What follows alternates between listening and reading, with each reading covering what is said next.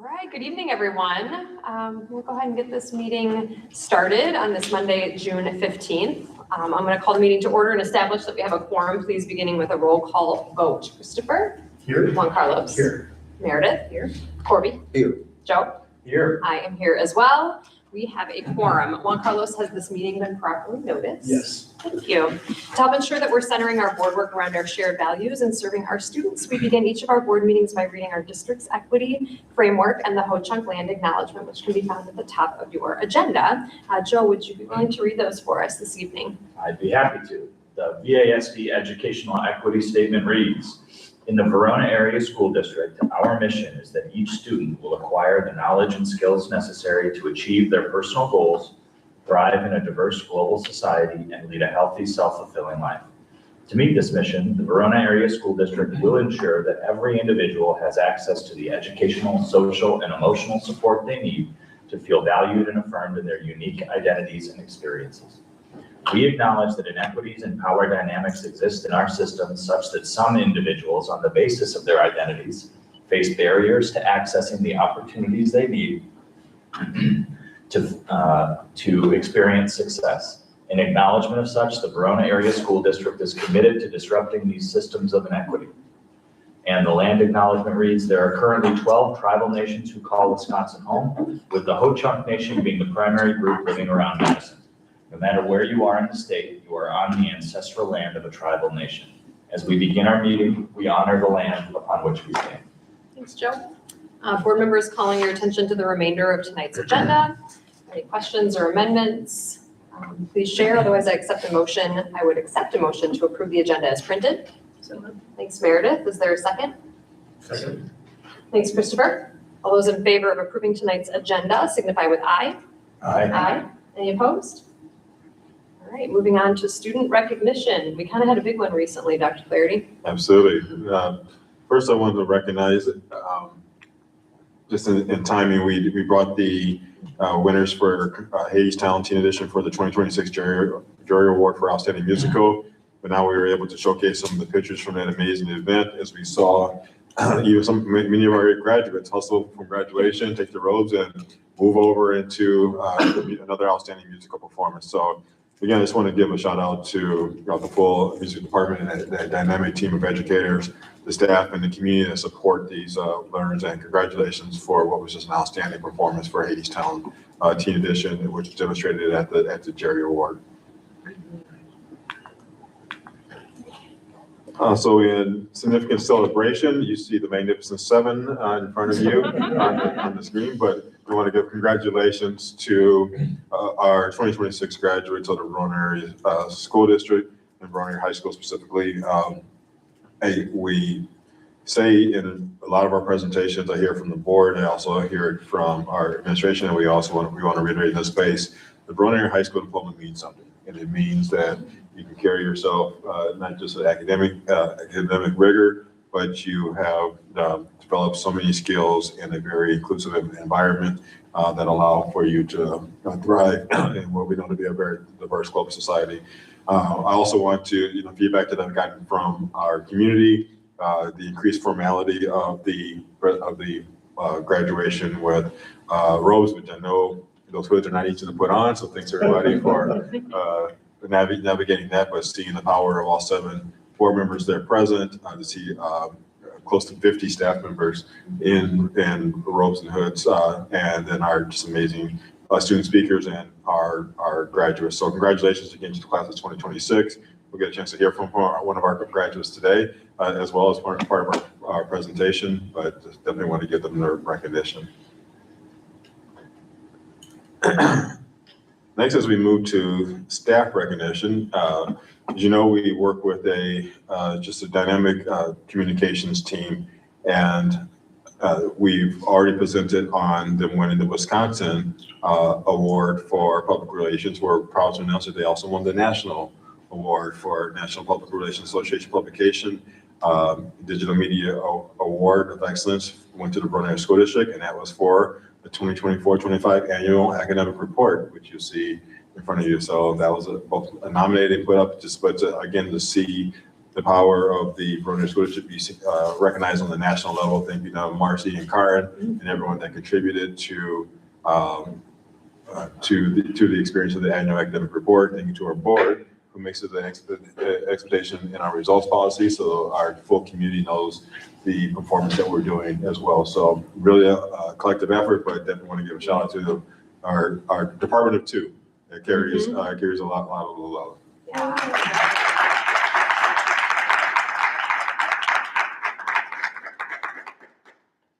Ready for your speech, Marcy? No. Yes. You're always hiding behind the communications and yeah. Congratulations. Thank you. All right, with that, I would like to open up the superintendent's report, if that's okay. Let's do it. And that would be our update on our engagement and extended learning programs. And as our crew takes their seats up here, I just want to give you a little background around this inaugural department that we established. So the Department of Engagement and Extended Learning Pathways really was the next step in bringing our strategic framework to life, especially in the form of the community engagement priority, as well as there were some very important questions that I remember, very pointed questions from our board of education, and they were definitely the right questions in terms of I think it was post-graduation, like how are we ensuring that every student, no matter what the learning environment is, getting the level of rigor and expectation that we expect here in the Verona area school district and as a graduate of Verona area high school. And so it made me think about how do we bring those two worlds together, the importance of family engagement and having extended learning programs that may be in a non-traditional setting, but still the level of rigor, high expectations, but also supports that are needed to help our students thrive in those spaces. And so we did a shift in allocation and developed it utilizing Dr. Hawkins and moved her into the role of being the director for the programs and to meet consistently with me to talk about accountability, programming. And then we already had the dynamic staff in space that you'll hear from, like Mr. Crow that you'll hear from, and some of our students as well. Ms. Stanley, understanding that you support students best by having deep family engagement and family involvement, brought her into the space as well. And we also wanted to think about how are we developing our pipeline. And so how are we developing our pipeline of leadership along the way, and know that this was going to be crucial to, as much as we love what we do here, this won't always be the team. And how are we building the future of a team? So the principal designee program was really prioritized, and we thought this was the best way to develop leaders, was to have them be in support of our extended learning pathways and programs, but also be very intentional on their development. So when the time's right and space became, they would be key candidates, but also when they do step in those key roles of stepping in for designee, that we have the quality of leadership and ability to keep our students safe and keep the buildings running functionality. So long way of saying it was a necessary shift, and we were proud to report our first report on the outcomes after year one. Turn over to Dr. Hopkins. Well, good morning, good evening, good afternoon. Someplace in the world it is the morning, someplace in the world it is now, and someplace in the world it is the afternoon. So thank you all for the opportunity to share highlights from our first year. As Dr. Clarity said, the department was created by bringing several areas of work all together to share a common purpose, strengthening the connections that help students remain engaged, connected, successful, and thriving. So tonight, we're gonna highlight 3 primary areas of focus: extended learning pathways, leadership development through principal designees, and family and community engagement. And so I'll start by explaining the purpose, and I know Dr. Clarity explained it, but it was part of my spiel, so I'll take the time, about 12 minutes. This year was marked as the first year, and while the department encompasses several areas of responsibility, our focus has been clear: creating connections, removing barriers, and expanding opportunities for students, family, and staff. Our work is rooted in the belief that students are more successful when they feel connected, supported, and have multiple pathways. So we talk about family, we talk about staff, we talk about partners. Partners takes in our community along with our extended learning pathways. I believe this slide captures the heart of our department. When families are connected to schools, when staff are supported and growing as leaders, when community partners help expand opportunities for our students benefit. This framework guides how we organize our work. Our work is grounded in three strategic framework priority areas: community collaboration, value and belonging, and student agency. Students thrive when adults and systems around them are connected. When families are connected to schools, when staff are supported and growing as leaders.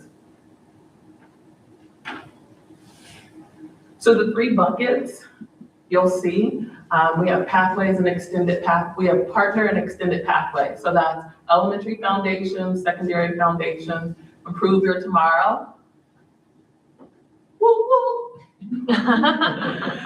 Empower Us, our district welcome center, and our other community partners. Our staff connections pulls in our principal designees, our peer networking, we support staff, parent, and student advisories. We develop summer school leaders, our summer high school classroom assistants. So you'll hear about that when we talk about summer school in one of our upcoming presentations. But that's where we take our students that are in high school that have taken the intro to education class, and we're hiring them to work in our classrooms because they've expressed an interest in wanting to become educators. And then our family connections, and Ms. Stanley will talk a lot about that, but this is where you see our family gatherings. We have targeted family support. That's where we wrap our arms around families that may have experienced some sort of struggle or some sort of difficulty navigating schools. And so we partner alongside them to help them understand school, but then to help make sure their students get what they need. We have our community information session. So this was our first year where we brought information, very specific information to our families and our broader community about things that are happening in our schools. One of our most popular presentations was on school nutrition. Parents got a chance to understand the behind the scenes world of lunch and what makes school lunch work. And so again, it was eye-opening for some of our families when they want to complain or talk about blue dye or how much sugar is in cereal when they learn that there are special formulations made for schools. So a behind the scenes look at things that are of interest to our families.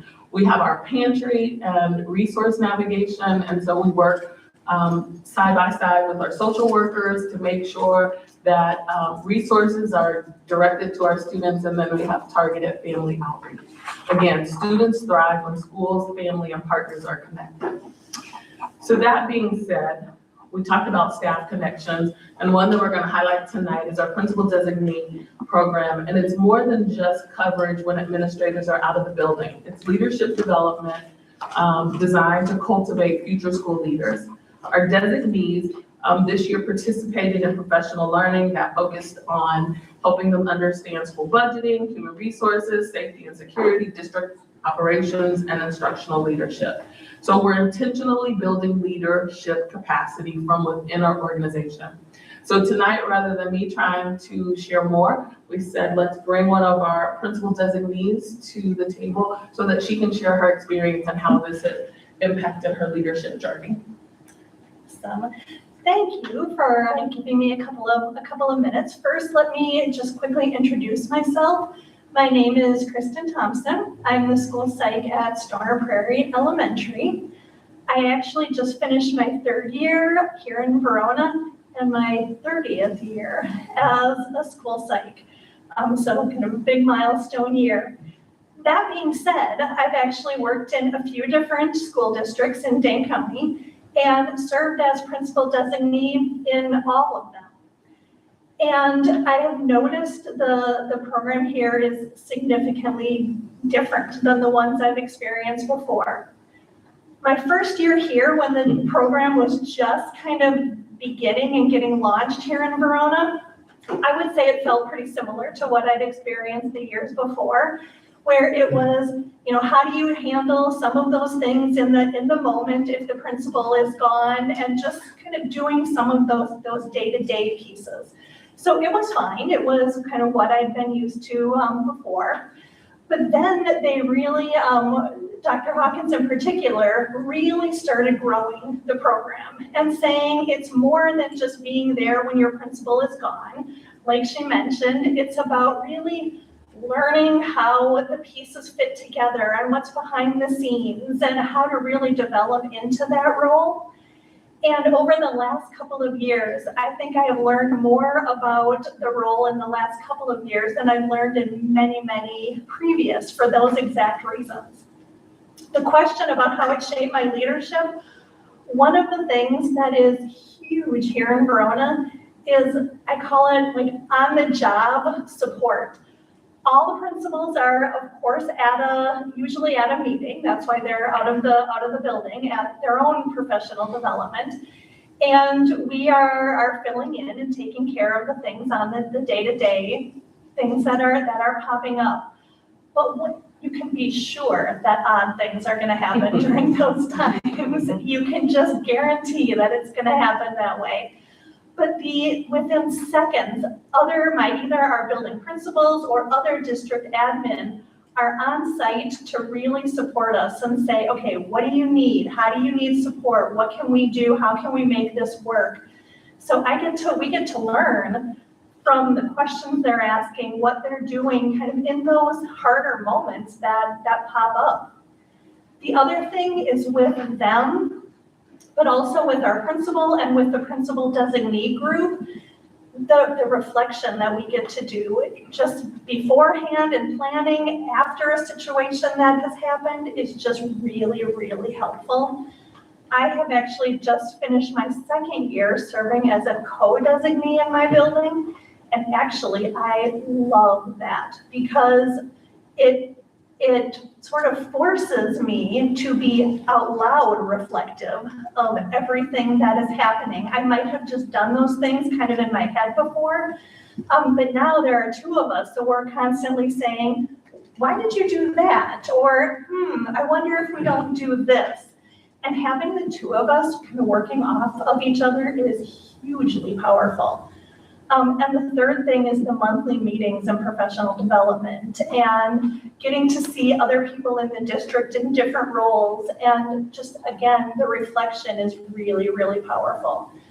Overall, I would say the biggest word I could assign to the work we're doing is kind of intentional development. We're making intentional choices on why we're doing certain things in the moment.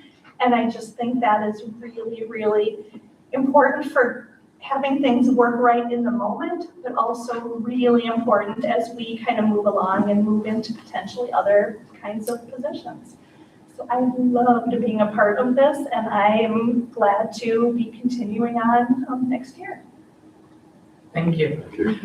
So her experience reflects exactly what we hope this program would accomplish, developing leadership capacity while supporting our schools. And so this year, we brought in district leaders, like Mr. Weezy came in and talked about operations. We have Rochelle come in and she talked about HR. Dr. Clarity came in and engaged with the leaders and allowed them to ask questions about leadership related challenges and how and what you would do. So our goal is not to just create building leaders, but instructional leaders. And so that happens when we bring and provide them a variety of experiences. Family connections. Miss Stanley, what can you say? She is an amazing leader in her own right. And she has done an amazing job pulling together our Welcome Center. And so I'm gonna have her talk about our family connections and what this looks like in her world. Thank you, Dr. Hawkins. Good evening, everyone. It's so good to be here to see you. Just want to share a few highlights from this year from our Department of Engagement. This year we were proud to host 4 family gatherings throughout the community, and we average an attendance between 40 to 50 family members per session. To reduce barriers for participation, We hosted these events in community-based locations and provided childcare as well as dinner for our families. We also hosted 2 in-person and peer networking sessions. For our staff. These sessions brought together staff from across the district, allowed them time to connect, share their successes, and to learn from one another. As we interviewed the staff, talked to them, staff consistently highlighted the value of supportive colleagues, strong teams, welcoming school cultures, and a district that recognizes both their professional contributions and their humanity. These sessions reinforce the important truth that when adults feel connected and supported, students benefit as well. On to the Family Welcome Center, which opened this year. It's housed here at the high school. It's more than just a place where resource referrals happen. The Family Welcome Center, families can access school supplies, personal hygiene products, limited food assistance, and community resources. The Welcome Center has also evolved into a place where students and families can find connection, sense of belonging, and support. On an average, approximately 75 students visit the Welcome Center each week.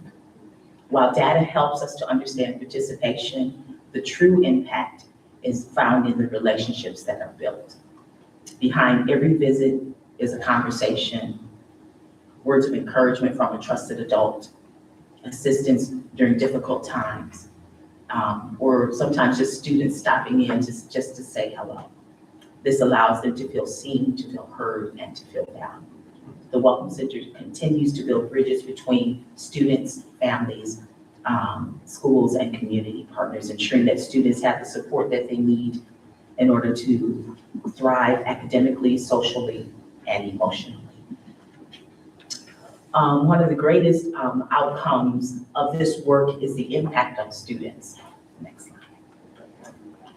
slide. This year we had 5 Empower Us groups that served 63 students, including 21 Spanish-speaking student participants this year, and they engaged in over 20 sessions per group.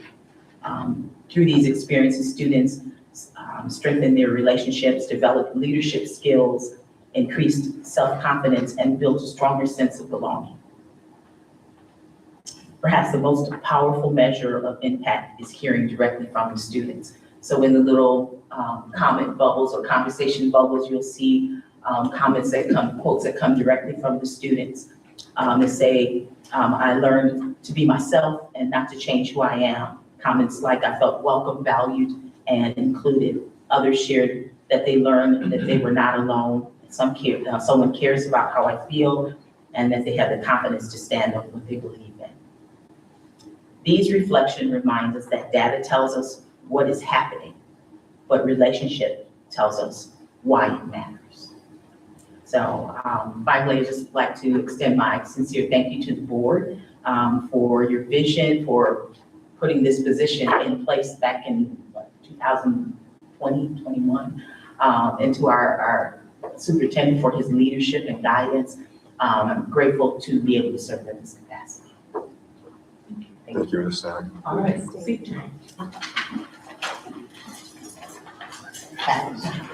So as we're transitioning, much of our work has been focused on extended learning pathways. And extended learning pathways provides alternatives and parallel supports for students whose needs may not fully be met through traditional educational structures.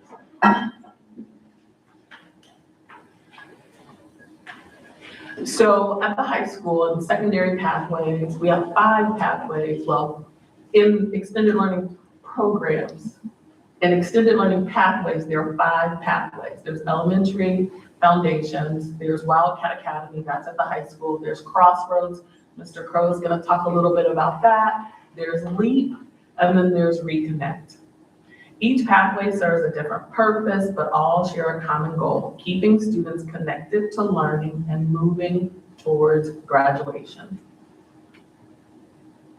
So just some of our data just kind of shows 24-25 was the first year where we spent a great deal of time developing out elementary foundations. And then this year, the team fully expanded or fully further developed secondary pathways. And so you'll just see our data. We had 6 students in Reconnect. So Reconnect is a program that supports students that are working off-site and may have a plan that is an administrative type of placement and or plan. Then Wildcat Academy, primarily our 9th and 10th graders. Crossroads is 11th and 12th, and then LEAP. Something that is especially, something that we're especially proud of is that this year, Verona Area High School had 455 graduates. Of those 455 graduates, 58 of those students either participated in Crossroads or LEAP. And then that participation rate is about 13%. But when we think about the number of students that graduated out of these programs, 98% of those students graduated. And those students all needed something different, and had we not have had this, they may not have found the success that they have shown us that they can give us when they have the supports that they need. So that being said, I am going to see. We're going to have Mr. Crow, who's going to just kind of share his perspective and his thoughts as a extended learning pathways teacher. Good evening, I'm Isaiah Crow. Thank you very much for allowing me to be here tonight. Also been a board member for off and on 13 years at a different district. Thank you for all for your priorities. We cheated a lot. I mean, you guys led the way in a lot of other districts too, just so you know. Why, I'm talking with Dr. Hawkins, trying to figure out why this work matters and just kind of being able to describe why this work matters. There's so many different reasons it matters. And there's so many ways it touches students. And the nice thing is that it really aligns with the priorities the district has set forward. With the priority of student agency, Crossroads program and the extended learning pathways allow students to choose their path. To be more specific though, it could be an AP course, it could be, whatever you need in order to graduate. But what it does is it allows students to pick. And I think that that's a really unique thing because students can have agency over that, and it makes them, it creates an avenue for them to engage even more with what they're doing. And they really do feel like they're in control of their learning. That is huge for them. Students do not stay in these programs. They kind of come through in and out of the program, so that it's never someplace you always have to be. As far as wellness and mental health, it becomes an SEL spot, for learning, social emotional learning for students. They come in there to get their needs met. They may use it as a check and connect, or they may just having a really bad day, or they may want to start a celebration they have. But it can be a grounding spot for them. So they just have a platform where they can be themselves, and you just don't find that in a lot of other places, which is really appreciative for these students. Inclusive teaching and learning.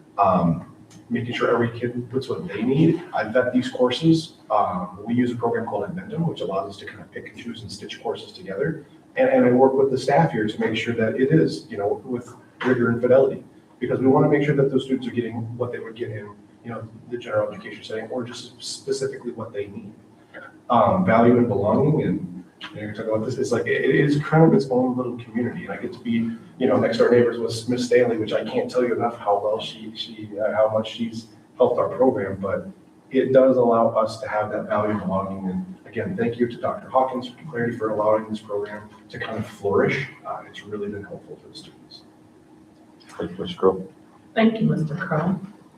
Our video, we talked about family connections, so we're going to hear from a parent. And in that video, this parent is a Stoner Prairie parent, and I'll let her speak for herself in the video. And then as also part of the video, you'll hear from Raya Coffins, you'll hear her voice, and then you'll also hear from her voice afterwards with a little more time to practice.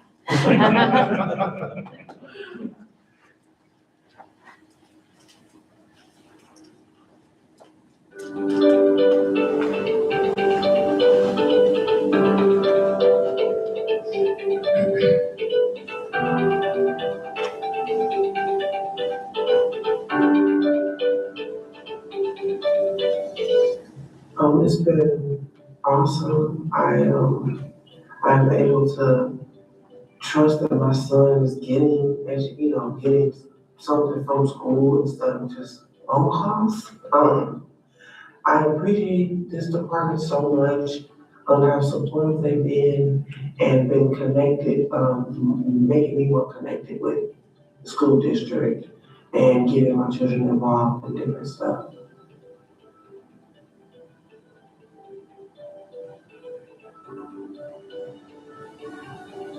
I have struggled with learning barriers all my life, and I lost my twin sibling in my freshman year. And that made it very difficult to do routines and sleeping at night, being awake in the day, coming to school, socializing with others. This program helps me still learn while I struggle with being at class, or when I'm in class, struggling to be around others. It offered me a chance to learn at my own pace. So let's say I'm learning a subject that's more difficult, I can take more time on it. If it's an easier subject, I can breeze through it, get through that quicker. It allowed me to learn, and there wasn't judgment. Like if I came to class and said I didn't get that done, it was okay, like, because it wasn't like I wasn't surrounded by other classmates that had to learn at the same time. It was okay if maybe I hadn't done that section of a subject yet. I could still just continue to do it, and it wasn't like holding anyone else back. It was just me. So I was given my own time. I think it's very important, especially for people who maybe they don't learn the same as other students, or like maybe it's through just things that have happened in their life, or they have learning barriers, or maybe they just don't learn the same way everyone else does. I think it's a good program because it gives those people who don't maybe fit in the same mold those opportunities to learn. And there's a bunch of also like really fascinating classes. And I just think that this should be an option offered to all the students. So their voices were mine is why pathways are so important. So Rhea decided to join us tonight. She wanted to share a few more things. Hello, everyone, members of the school board. I'm Ray Calkins, recent graduate from Verona Area High School. My path to that accomplishment was neither easy nor straightforward, and I didn't make it there on my own. My success was built in part by the compassion and patience and sense of humor of Mr. Crow in Crossroads, Ms. Elms in LEAP, and the existence of the Extended Learning Pathways program. Every student is unique. Every educational pathway individual. But one thing all students have in common is the need for a strong foundation in education and personal growth. ELP enables the students whose journeys veer from the norm to achieve that strong foundation, which in turn provides those students the ability to take advantage of opportunities to succeed both during and post high school. A program like ELP is not just important, it can be a lifeline to students who are trying to find their way.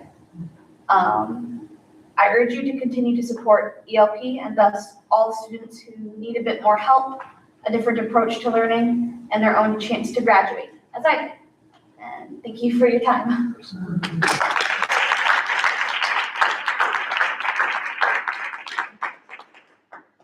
So this evening, we've highlighted family engagement, leadership development, and extended learning pathways. While these may appear to be different areas of work, they are connected by a common purpose. We create connections, we expand pathways, and we build belonging.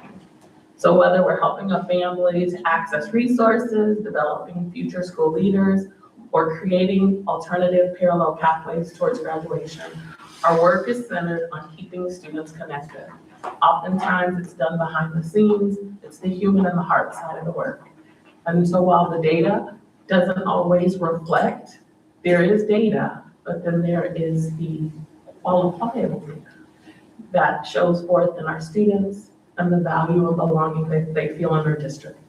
Most importantly, it's about ensuring that every student knows that there's a pathway forward and a community that is ready to support them. Thank you for your continued support of this work, and we're happy to answer any of your questions. So when you brought up Improve Your Tomorrow, I had to hold back. That's why I had to look at the screen, not look at you, not get excited, not jump out of my seat.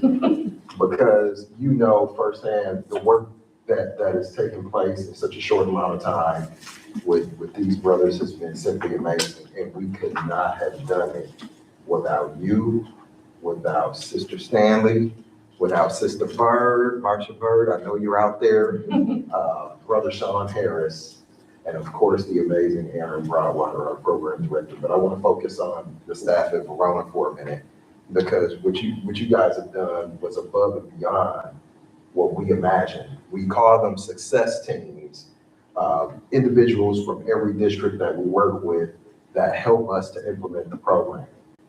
What you have done is above and beyond that, from the college tours, assisting with that, getting the brothers back and forth from the college tours. Marsha Bird, I don't know what we would do without her. She's our secret IYT employee on the side. Don't say that. Budget isn't coming out. From the awards, from scheduling, the food to everything, it has truly been the template of what a partnership looks like between a program and the school district. And some other school districts are modeling that after we told them, showed them how Verona does it. And then the second thing I want to mention is the parent aspect that you brought up. That is so very important. We hosted a parents' night, remember that virtual parents' night, and it was so powerful to hear from parents how much the program is needed, how much help that our parents need to get through to our young scholars. That was very powerful to hear. But the thing I want to bring up is one of the parents of one of the brothers in the program who wrote us an email that had us all in tears. You know what I'm talking about. She said her son had been looking for a brotherhood, and we provided him with that. That we wrapped our arms around him, and he may not be part of the target demographic, but he's our brother. And he came in with that energy, and we gave it right back to him, that love. And his mother said she noticed it right away. And he's so very excited every day, every time IYT is happening. He's the first one to be at our space. So I'm saying all that to say what you have done here has created an opportunity for programs like ours, like others, to come in and really wrap our arms around our scholars who need it, and to provide them with the sense of empowerment is the biggest thing that I've noticed that we've done here. And it was always there. It just took some love, a little bit of love to bring that out. And we hear it from some of the educators that you managed to reach students who weren't engaging at all or very little. And now we can't get them to shut up. And it's a good thing because they're engaged and they feel empowered enough to speak their truth and have that voice, and have that student agency. And so that was mainly because of the team that's here. Those weekly meetings that we have with you guys, we had one today. We look forward to that too, because it sets the tone for the rest of the week. And we tell the brothers, hey, we met with Dr. Hawkins today. Here's what's going on. Here's what's about to happen. And they got to know you guys better too. You know, they got to know you, Dr. C. We had some brothers go, yeah, we thought he was kind of like a relic. Now we know he's a person that we want to be like. That's huge. And so thank you. I can't thank Verona enough. And we're going to keep this thing going as long as we keep moving mountains. Thank you. Maria, I just wanted to say thank you for coming in and talking. I think that's going to be what sticks with me the most are your words about your experience in the program. And I just really appreciate you coming in and sharing I thought the video was fantastic too, but it's really fantastic to have you here in person with us. Thank you. Thank you so much. I appreciate you guys having me to here. I just think this is a really important program because it didn't help just me, a lot. That's really important to hear. I love all the stories, and absolutely your story as well. Just puts the equity framework that we have committed to. This is the living embodiment of that, and also this is the heart, right? Hard work and reaching every student. So I just really appreciate this program and everything we're doing. This is phenomenal. I think we started talking and brainstorming around these ideas soon after you got here. Isaiah, Mr. Crow, I know you've been in education a long time, right? There have been lots of iterations of doing things to support students that maybe just kind of, as you said, Rhea, don't follow maybe whatever the mold is, the path.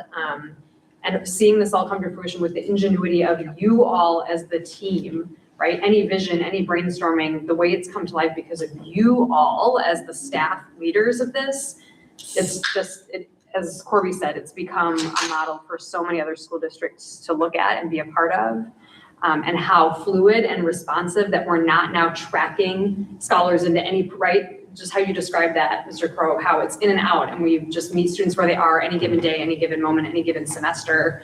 Yeah, it's just interesting to think back about the mulling overs that happened and the support from our entire district to put the resources, the FTE, all of the pieces behind this, and to hear it reflected back. So appreciate you, Rhea, for sharing, because it does, I always say, we appreciate all of our leaders in the district, but your stories, Mr. Crow and Rhea, really matter for us to hear, so thank you. Thank you guys so much. Thank you all. Thank you. Thank you. You guys have a whole new administration. Well done. While we transition, could I ask just a couple logistical questions about the principal designee? And it can be like from any of you, I know this is part of your piece too, and Kristen.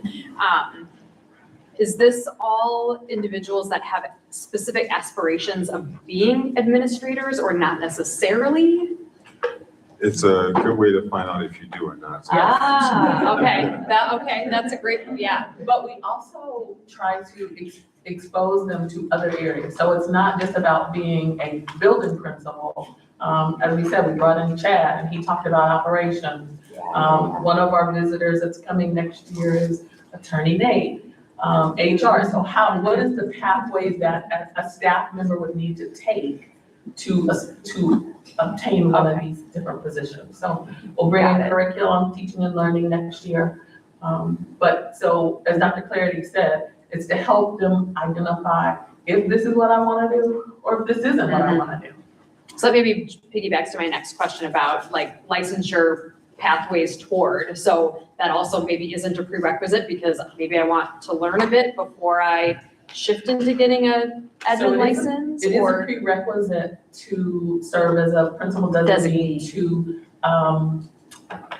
stand in the stead of a principal while they're out for an extended period of time. We do have some folks that are in the middle of their program, and so they'll obtain their license, and so they're doing it for the learning. So they get to participate in the professional development, and we also work to build like teacher leaders because we need strong leaders in the classroom and in those PLCs. So yes and no.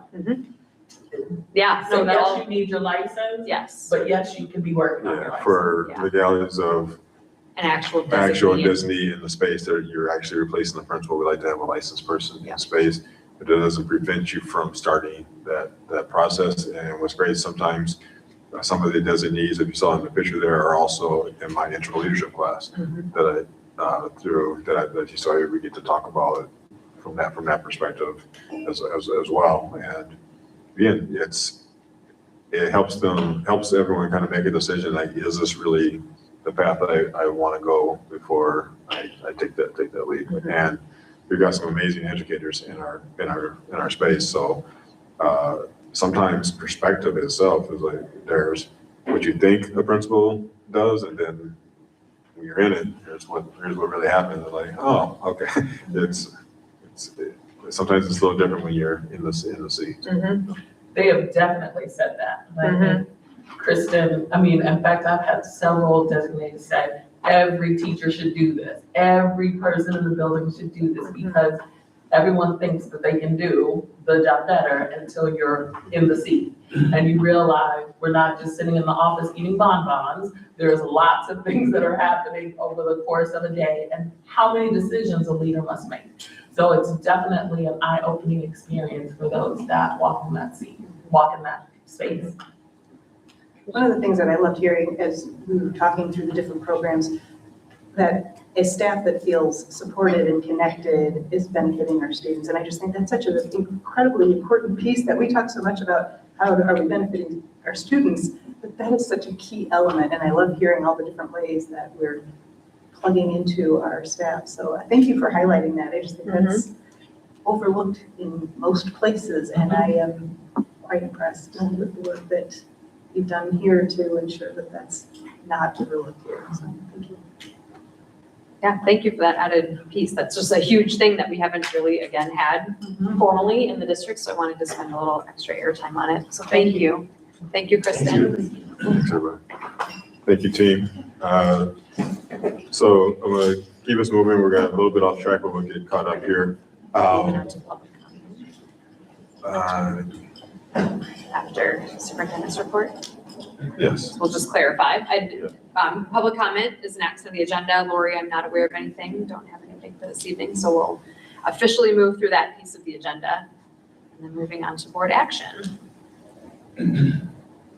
So our first vote is related to the SRO contract extension. I don't know if there's any added piece of information that leadership want to share, but this is something, we obviously had the presentation last board meeting with the wrap up of the year with our first year with Officer Stoll in our SRO role. So as I'm doing my remembering and just asking, I don't think there was anything noticeably different or changed from the contract, but this is something obviously for board action. I just felt it was worth putting voice to rather than putting this in consent, even though nothing has changed, but the formality of recognizing to the community that this is something we've heard the report on, and based on our just perceptions from last meeting, wanted to elevate this to board action. Any additional comments or questions from board members about continuing the SRO contract into 26-27? I'd be happy to make a motion to approve. Great. Okay, thank you. We have a motion from Meredith. Is there a second? Second. Thank you, Joe. Motion from Meredith, second from Joe. Any further questions or discussion? All those in favor of approving the SRO contract extension signify with aye. Aye. Any opposed? All right, the contract extension is approved. Then, correct me if I'm wrong, Chad, the city's vote is next Monday, Tuesday? They were going to try to get on the agenda this month, yeah. Okay. Yep, Nate surfaced following that meeting that we technically needed both organizations to vote on this again on an annual basis, so we got it over 2 weeks ago now, and I think thought it wrapped up before July 1st as well. Great. And very positive outlook from the city as well. Yeah, that's the way it seemed when we were, yeah. Feel really good about it. Great. Well, we look forward to hearing the official news then of that vote as well. And then we can continue on as of July 1st. Thank you. Thanks, board. And then moving on, next board action is our review of OE8, communicating with and support of the board monitoring report. Joe, thanks so much for taking notes this evening on OE8. And Dr. Clarity, thanks for the robust report with lots of evidence links that I know everyone has clicked on and perused. But I see we have some slides here that I think will just give us some overall views of the report. Thank you.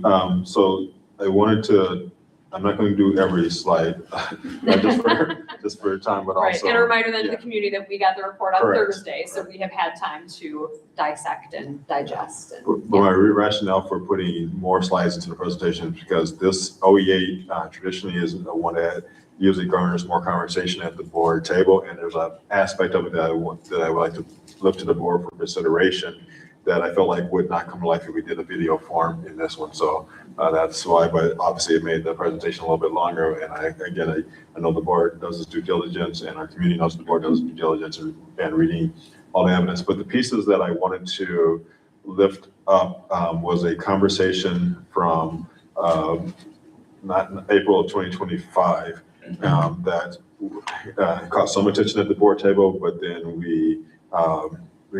there was not formal action taken on it, but I wanted to lift it back up again, was the possibility of moving some of the OE8 components into BSRs.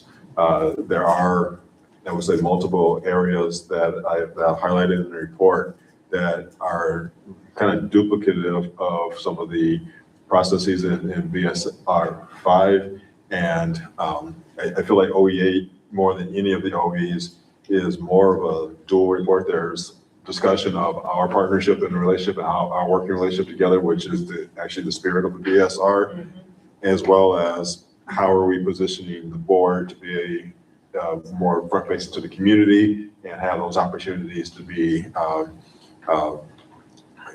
not just presented in a positive, but also have the place to be engaged in deep spaces. Just like Mrs. Stanley mentioned, the board being down in her space to see the new community center and have those spaces. So there's a multitude of evidence, why there's so much evidence, because we really try to open up a lot of areas where the community sees the board and admin and staff all in the same spaces doing the work and being supportive and just being knowledgeable of everything that's happening in the program school district. So I don't know that we would come to any type of resolution around which ones to officially shift to BSRs, but I just wanted to bring it back to the table again to see if the board was interested in having a possible discussion about that and then kind of establish the place and time for future dialogue. So a little unnatural to the way I would normally present the OEA. I just wanted to do a pause there, just kind of check interest in that, maybe establish some dates and times to move forward with that part of the conversation, then I can go to the rest of the report. I do think framing it that way also helps then navigate the report because, considering this sort of interplay, this interworking relational piece of OE8 really, right? There is some of that feels less operational, as though we're checking solely your execution of tasks for the district, but this is really, more of a relational interplay in a lot of OE8. So I do think it makes sense to consider that crosswalk, because I see those sort of challenges with this report come to light, with this almost as a preface to that. Correct. How are other board members feeling about that potential of a massaging of BSRs with aspects of OE8?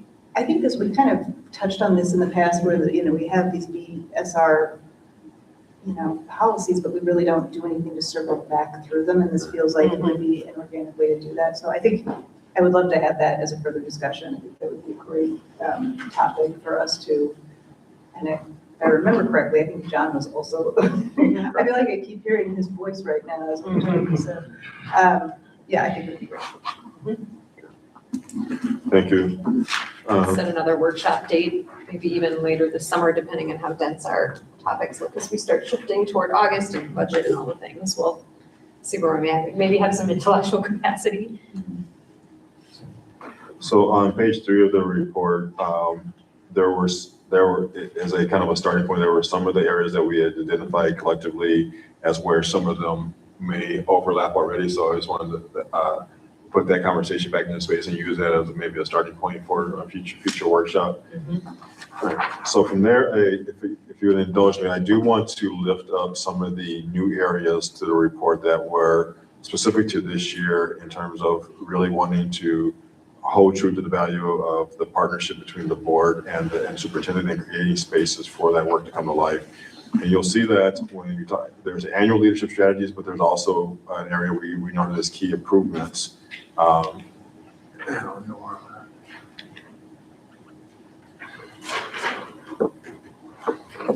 Sorry.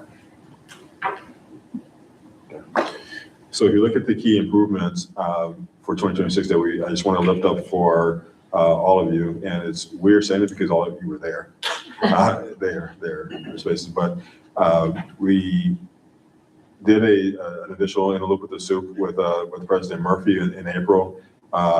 We had our staff collaborate and write the Community Voices column, which is very received. We've got some good feedback from our community. Thank you to Treasurer Haynes, discussing the taxpayer impact of voucher school funding. Thank you, Marcy, for supporting that work as well.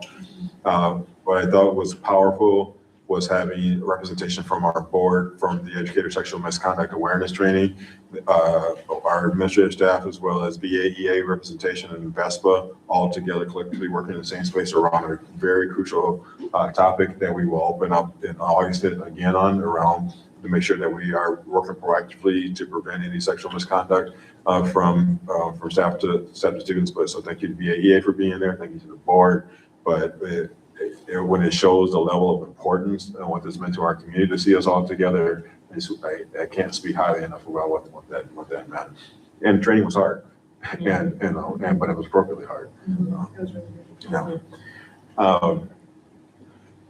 Representation, as we talk about school safety at the standard reunification method, we moved our sites to a different space, so we wanted to make sure the board had awareness of that.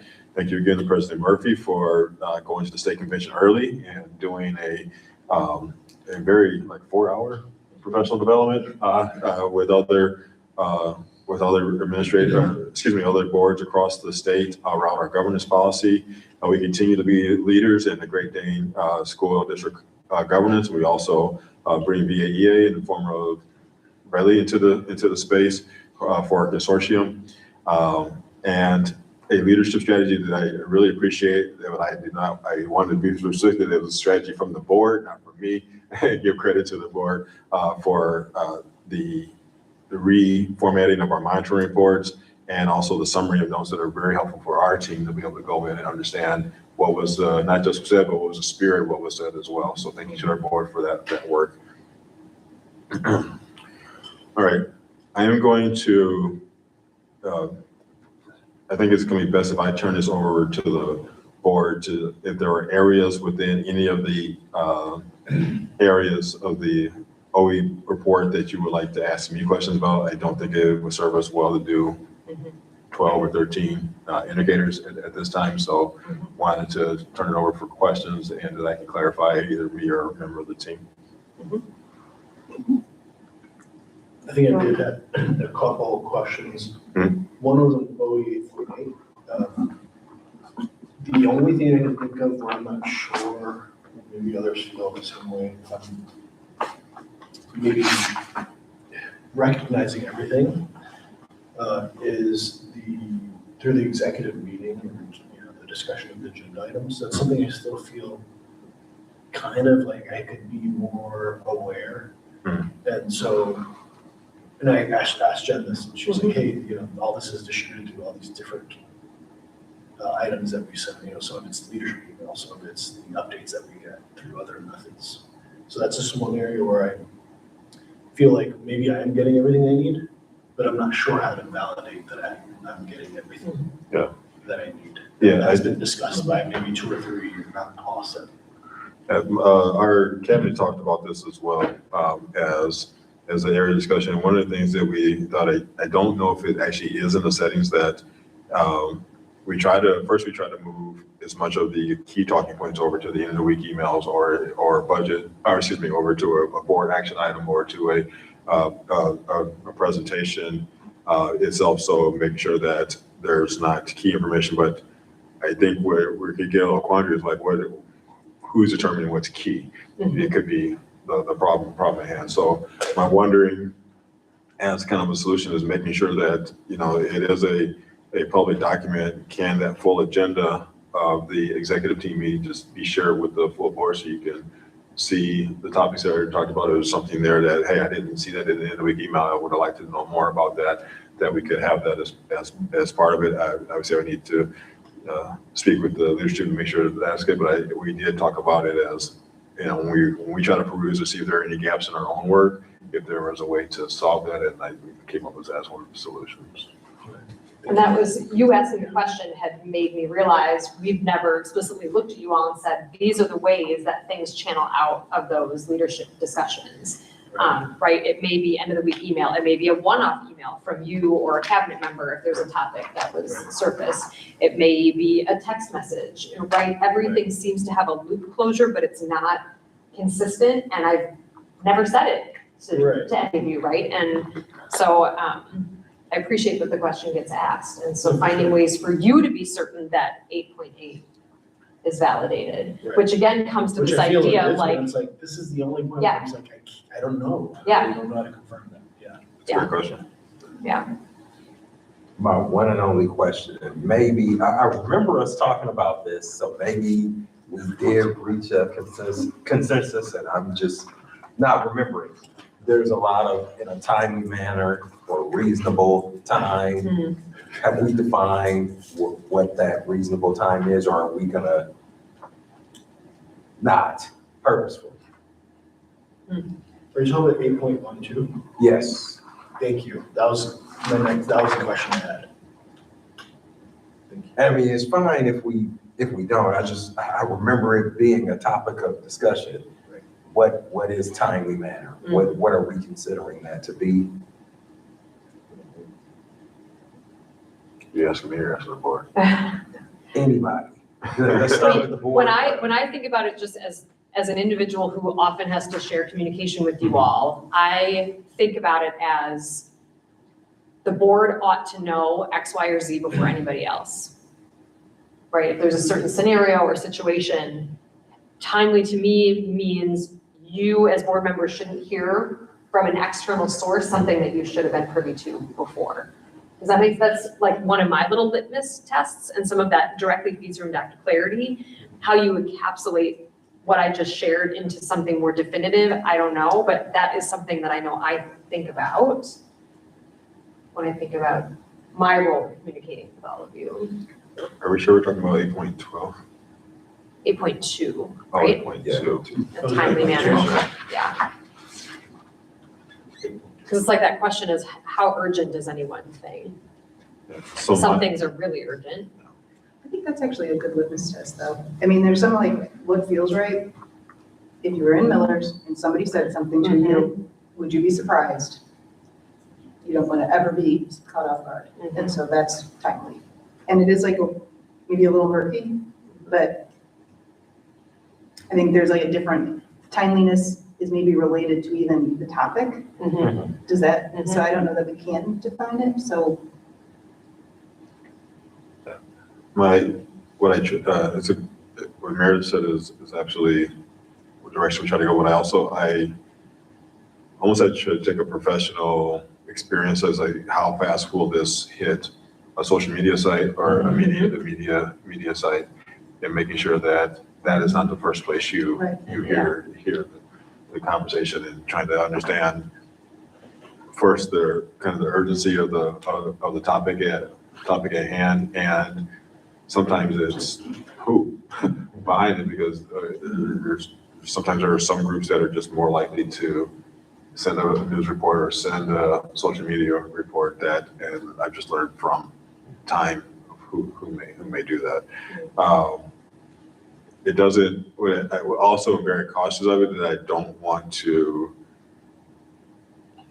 overreact to a space, because then you begin to privilege people that are trying to circumvent actually going through our channels of communication. So I'm very cautious about that as well, of not overreacting. I will at times, and I think there's some of the evidence in here and we make sure that we redact it where appropriate when we're adding the evidence. If I I've noticed that if I read an email that references either the potential or infers that I'm going to ask or say this to the board, but the board is not copied on there, I would just do it. And so there's this awareness of transparency that this may be coming to the board's attention, and here's, I'm aware, and our team will deal with it, but yeah. But does it answer the question timely manner? No. But I think there's just kind of like And that's professional experience of just trying to understand. And I think it's been fine, because I think of recent events, recent things. I got caught off guard 3 years ago. I did, and I learned from the experience. But there was, and then it's kind of a normal course of administrative action that, in my mind, did not serve to be like a full board. And then I think the boardroom was full, and so I I do get, with time, get more experience, or I don't assume one way or another. You know. And the philosophy is much rather over communicate, even if it doesn't come to fruition.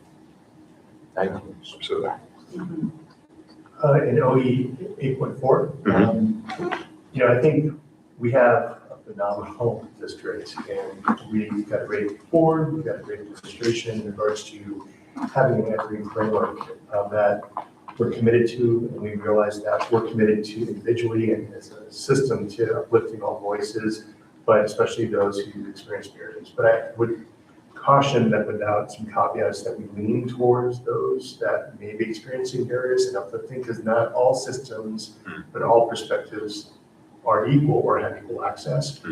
And I think we can have examples elsewhere of other districts where the loudest voice often has the most power already. They already have a lot of resources and they can shift a little culture. So I don't know how to shore up the language here that we're committed or connecting the dots with the equity framework in regards to OE 8.4, that there's work that we're doing. We can all say that, but I feel like there needs to be some language or some showing up of that reflection of that value here. but are you referencing the policy itself or the evidence? I'm sorry. Are you referencing the policy itself or the evidence? I think the policy itself, I think the evidence is clear, but I think that is reflective of who we are collectively and how we express that culture and the commitment.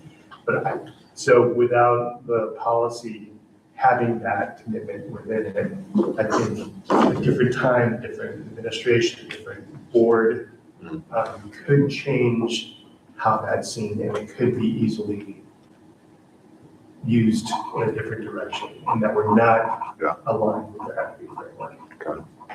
Can I reflect back what I think I'm hearing you say? Yeah. So in terms of, as I'm rereading 8.4 and hearing what you're sharing, that it's not just a matter of internal and external and a variety, it's perhaps leaning into voices, perspectives that maybe would be typically missed, or really elevating who we're not hearing from. And I think we do really well with that. Right. I just want to say that point blank. But to kind of But layer it into an expectation, kind of regardless of team and administration. Joe, do you want to take kind of a note about that maybe we just circle back on 8.4, if that's a space for discussion? Did I reflect that back in a way that Yeah, sounded? that's perfect. Okay, Thanks for looking that up, Chris. yeah. I think another kind of segues into the 8.4 point that Corby made. With 8.1 and 2, there's a timing element to that as well, as far as how far in advance should we know about any information that's relevant, right? This is related to deletions, additions, or modifications of district policy and instructional programs.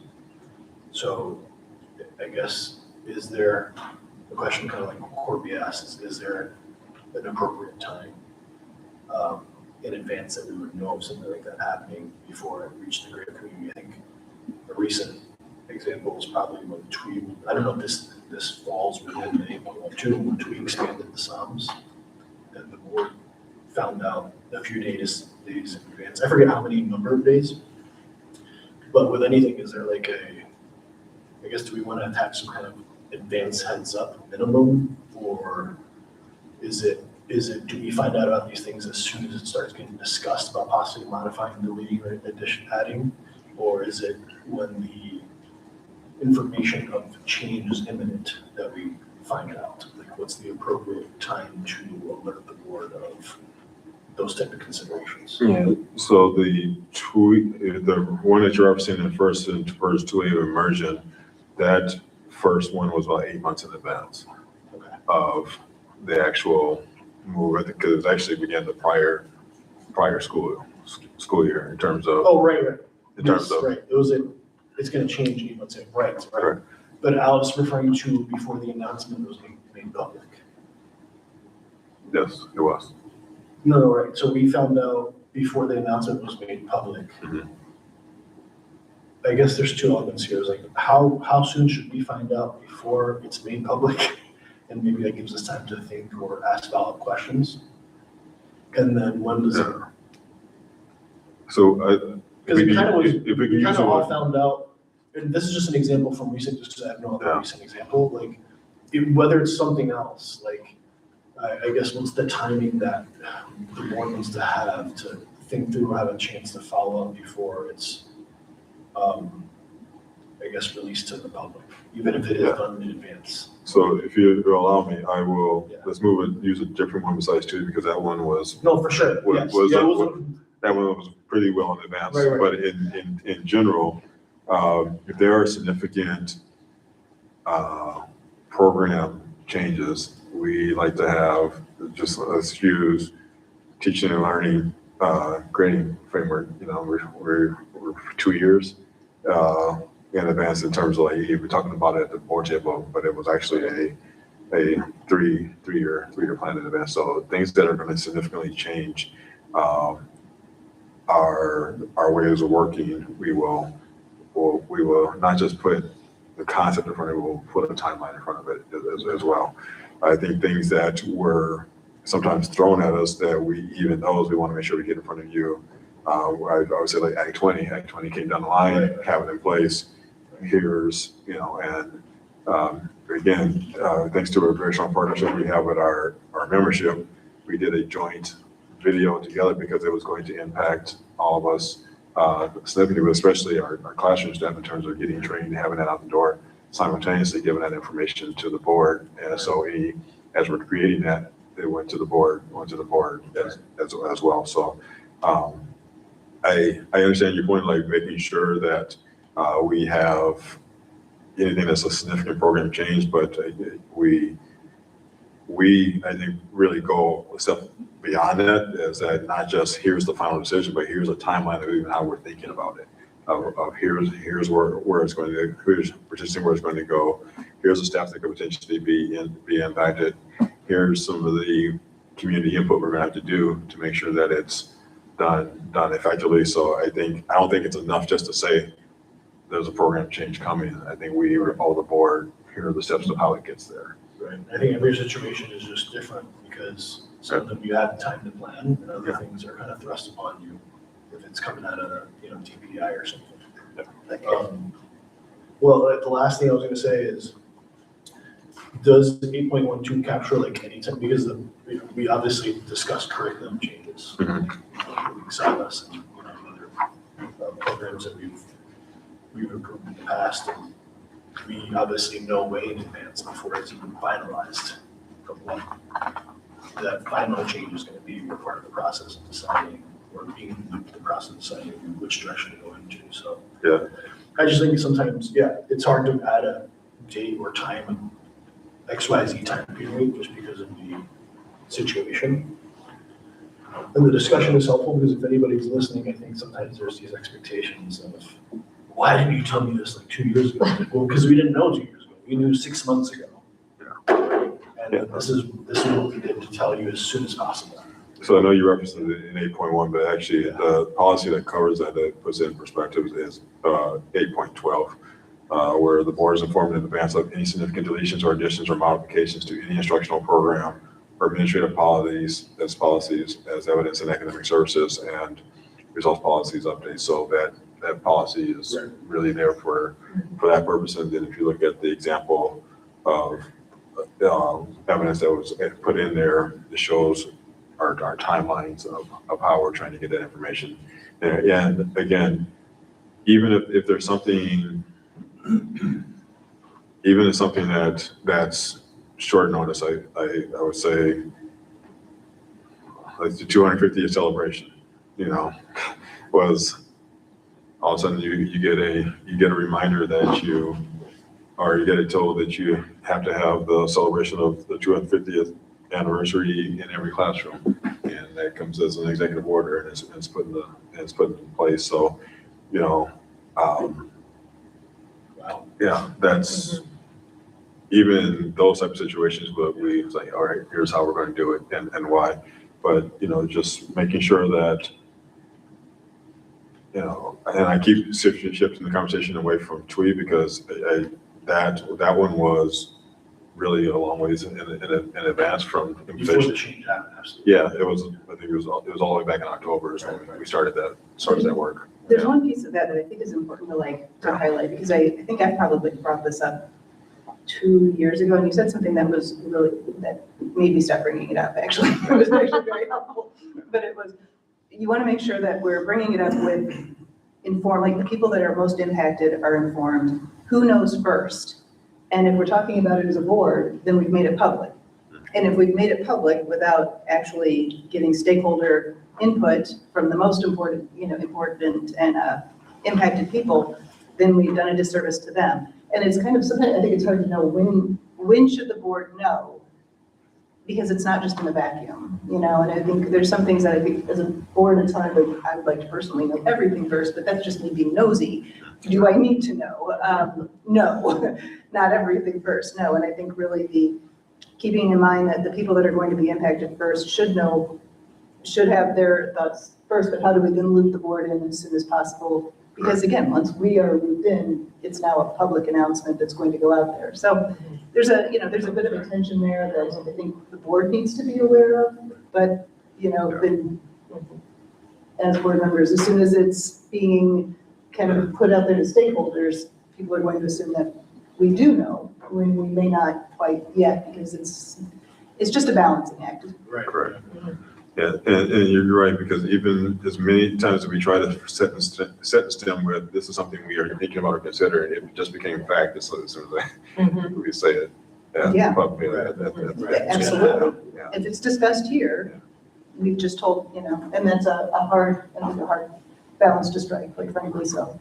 I think some of the interesting nuance of this, and I'm going to circle back to the one example you gave, Juan Carlos, just to make sure we're clear also for the community of the roles here, is we're talking about instructional programming, kind of specifically in this, which lives in your wheelhouse and your cabinet. So our knowledge of does not mean we're approving, or, right? So that also is kind of an interesting gray area of being thought partners, collaborating, you sharing FAQs, who's involved, who might have concerns, but these are not votes we take, because this is how we hold you all accountable for putting in instructional programming. So even with the SAVAS curriculum, our vote is because it's monetary, right? We did not vote to approve science curriculum or social studies curriculum, but we were involved in knowing the process and understanding the pilot, because that's really important, rich information for the community to know and understand how this team properly vets curriculum.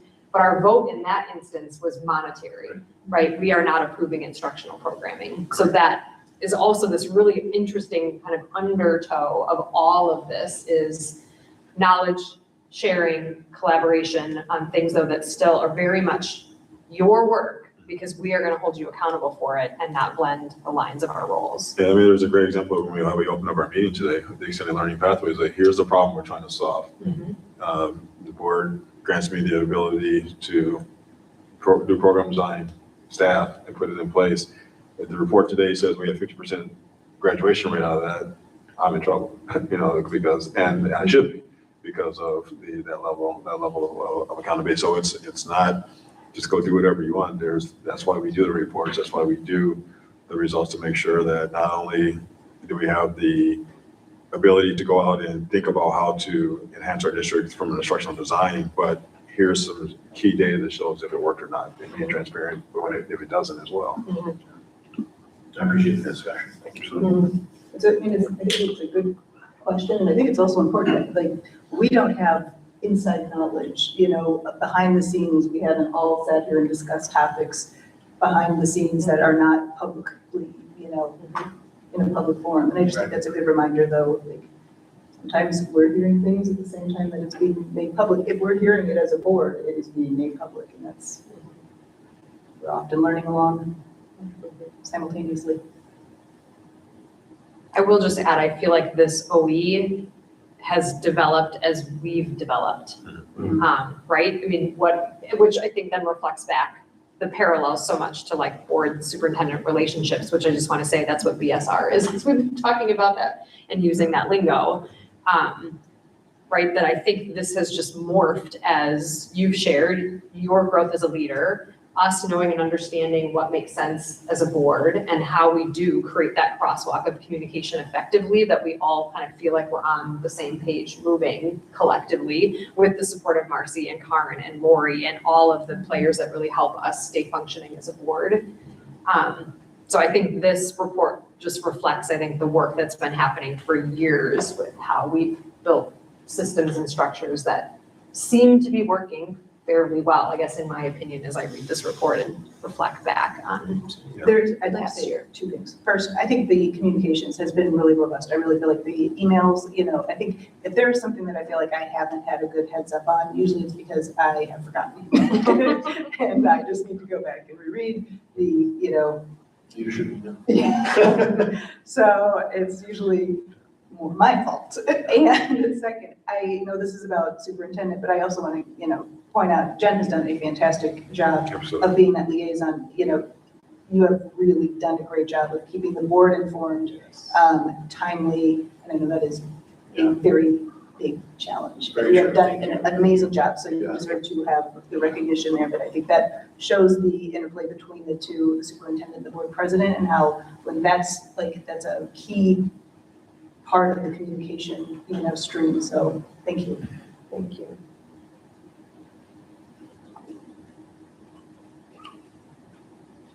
No, we are charged with actually taking a vote because this is an operational expectation. So board members, as you recall with OEs, we will be taking a vote as to whether we feel this report meets our expectations or does not yet meet them. Certainly still open for more discussion or questions, but want to elevate what the actual board action is for this.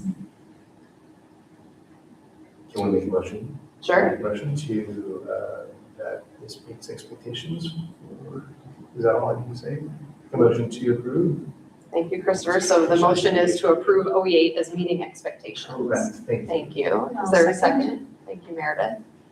Any further discussion or questions?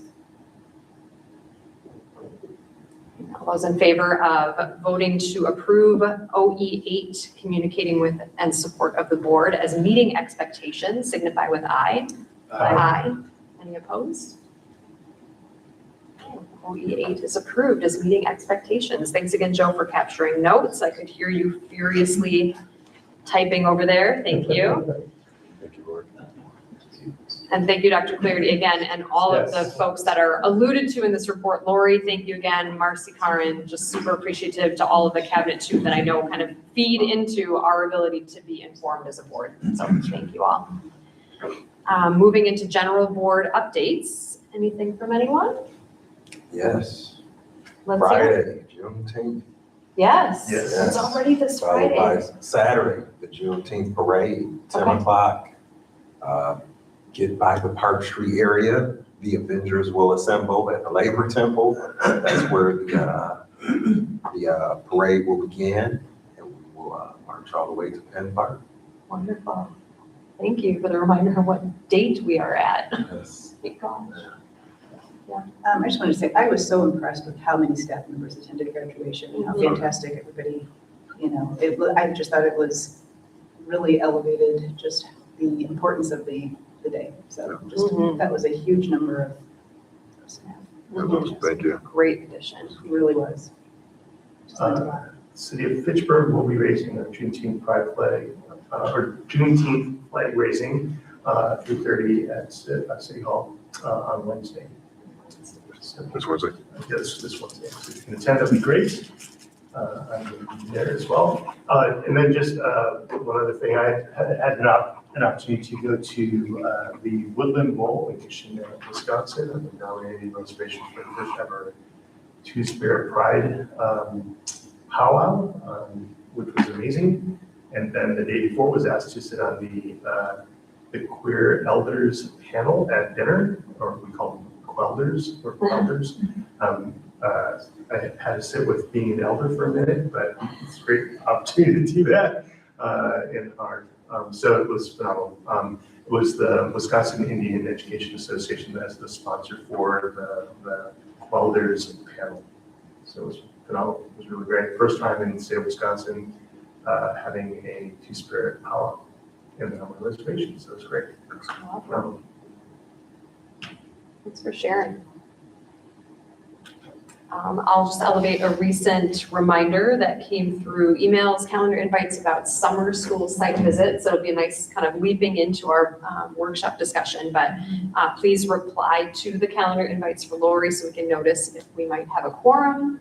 I'm hoping to be at both, so hopefully we will see other board members. I know, as we'll talk about, so appreciate the invites and opportunities to be able to see things in real time, and recognizing that you all have full-time jobs that are not board members. So thank you as always for doing what you can with schedules with those summer school visits. And thanks for the invite. Anything else for board updates?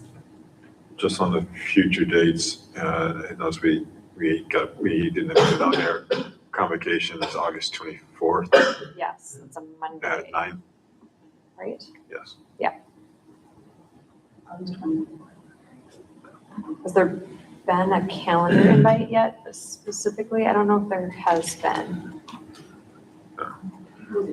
Okay. I apologize for saying convocation after we just finished. It will just go in through one year and then, yeah. And then if we're looking at future dates, reminder, board members, that we will not have a first Monday of July meeting. So typically we would have been meeting July 6th, and we will reconvene July 20th. So that is a bit of a gap here. Enjoy a bit of summer. We'll head back to superintendent's consent agenda. There were quite a few items there. Again, lots of information was shared though, but certainly do surface. Are there any questions about the superintendent's consent agenda? Hearing none, the superintendent's consent agenda is approved. And I meant to say, as we move into board consent agenda, there were quite a few items there. Any questions about anything in the board consent agenda? Okay, hearing none, the board's consent agenda is approved. We did just highlight some of the future date pieces. So then we'll begin to shift into board workshop time. So I want to just give a pause, there for you and your team if there's any shifting that is going to be happening, but I look forward to having some conversation time with the board here. Yeah, take a quick pause.